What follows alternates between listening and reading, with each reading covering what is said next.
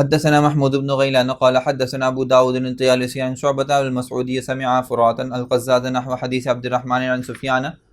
عن فرات وزاد فيه الدخان والدجال. اور ایک حدیث میں آتا ہے کہ اس حدیث کے اندر یعنی یہ جو علامات قیامت اللہ کے رسول نے ارشاد فرمائی ہیں اس کے اندر دجال کا بھی ذکر کیا. یعنی یہ جو 10 علامات ہیں جس کے اندر اللہ کے رسول صلی اللہ علیہ وسلم نے فرمایا کہ یہ قیامت سے پہلے ظاہر ہوں گی، اس میں ایک دخان بھی ہے اور ایک دجال بھی ہے. اور آپ نے دجال کے بارے میں انشاءاللہ تفصیلات سنی ہوں گی. ہم انشاءاللہ آگے جہاں دجال کا تذکرہ آئے گا تو بہت تفصیل سے اس کو ذکر کریں گے. فرمایا کہ وَنَحْوُ حدیث ابی داؤد عن شعبۃ وزاد فیہ والعاشرۃ اما ریح تطرحهم فی البحر واما نزول عیسی ابن مریم. اور فرمایا کہ امام شعبہ نے اس میں 10ویں چیز کا جو اضافہ کیا ہے وہ یہ ہے کہ ایک ہوا ہوگی جو لوگوں کو سمندر میں جا کر پھینک دے گی. یعنی یہ بھی ایک طرح سے ایک تیز آندھی ہوگی جو لوگوں کو ایک طرح سے مجبور کر دے گی کہ زمین میں ان کے لیے کوئی چھپنے کی جگہ نہیں ہوگی، یہاں تک کہ وہ بحیرہ عرب کے اندر جا کے سمندر میں جا کے گر جائیں.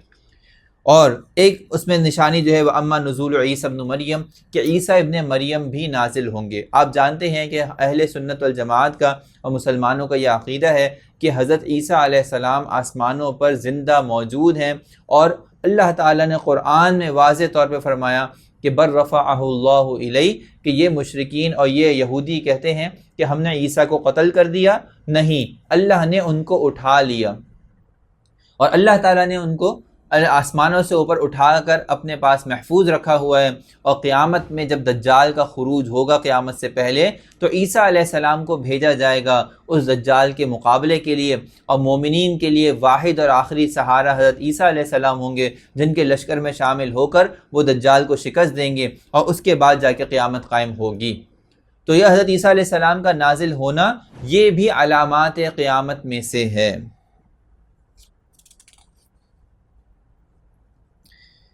فرماتے حدثنا محمود بن غیلان قال حدثنا ابو نعیم حدثنا سفیان عن سلمة بن کہیل عن ابی ادریس المذہبی عن مسلم بن صفوان عن صفیہ رضی اللہ تعالی عنہ قالت قال رسول اللہ صلی اللہ علیہ وسلم لا ينتهي الناس عن غزو هذا البيت حتى يغزو جيش حتى اذا كانوا بالبيداء او ببيداء من الارض خسف باولهم واخرهم ولم ينجو اوسطهم قلت يا رسول الله فمن كره منهم قال يبعثهم الله على ما في انفسهم. حضرت صفیہ رضی اللہ تعالیٰ عنہ ارشاد فرماتی ہیں کہ نبی کریم صلی اللہ علیہ وسلم نے فرمایا لا ينتهي الناس عن غزو هذا البيت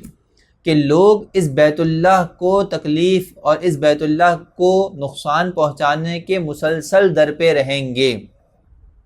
آپ جانتے ہیں کہ اس وقت کے یہودی اور خاص طور پہ اس وقت کے اسرائیلی وہ بیت اللہ کے سخت ترین دشمن ہیں. ان کی آنکھوں میں چبھتا ہے یہ بیت اللہ اور وہ نہیں چاہتے کہ یہاں پر بیت اللہ قائم و دائم رہے. یہ مسلمانوں کا جو ایک مرکز ہے یہ ختم ہونا چاہیے. تو اس لیے فرمایا کہ قیامت تک ایک قوم ایسی رہے گی جو بیت اللہ کی نفرت میں اس کے خلاف جنگ کو جاری رکھے گی.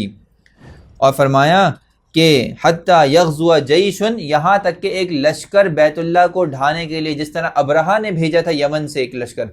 اور اللہ تعالیٰ نے اس کو زمین میں دھسا دیا تھا. سورہ فیل نازل ہوئی ہے اور فیل کے ذریعے سے اللہ تعالیٰ نے جو ہے کیا کہتے ہیں ان کے ہاتھی والوں کو جو ہے وہ زمین میں دھسا دیا تھا اللہ تعالیٰ نے چھوٹے چھوٹے پرندوں کے ذریعے سے، ابابیل کے ذریعے سے. تو فرمایا کہ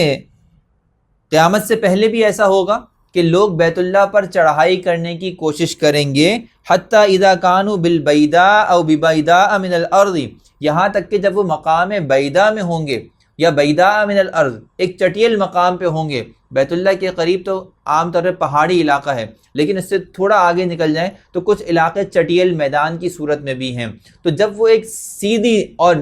سطحی زمین پر ہوں گے، چٹیل میدان میں ہوں گے، تو اللہ تعالیٰ نے یہ فرمایا کہ خسف باولہم وآخرہم ولم ینج اوسطہم کہ اس لشکر کے اگلے پچھلے سارے کے سارے لوگ زمین میں دھسا دیے جائیں گے اور ان کے درمیان کوئی بھی محفوظ نہیں رہ سکے گا. لوگوں نے پوچھا کہ اے اللہ کے رسول فمن کرہ منہم، لشکروں میں تو ہر آدمی بیت اللہ کی مخالفت میں نہیں آیا، بہت سے لشکروں کے اندر تو ایسے لوگ بھی ہوتے ہیں کہ جو اپنی چیزوں کو خرید و فروخت کے لیے یا مجبوراً اس میں شامل ہو جاتے ہیں. تو فرمایا کہ ھذا حدیث یبعثہم اللہ علی ما فی انفسہم، کہ قیامت کے دن اللہ تعالیٰ ان کو ان کی نیتوں کے مطابق اٹھائیں گے، یعنی اس وقت تو اللہ تعالیٰ ان کو دھسا کر عذاب دیں گے، لیکن قیامت کے اندر جو ان میں بیت اللہ کی نفرت میں اور مخالفت میں نہیں آئے ہوں گے تو ان کو اللہ تعالیٰ پھر ان کی نیت کے مطابق ہی ان سے معاملہ کریں گے۔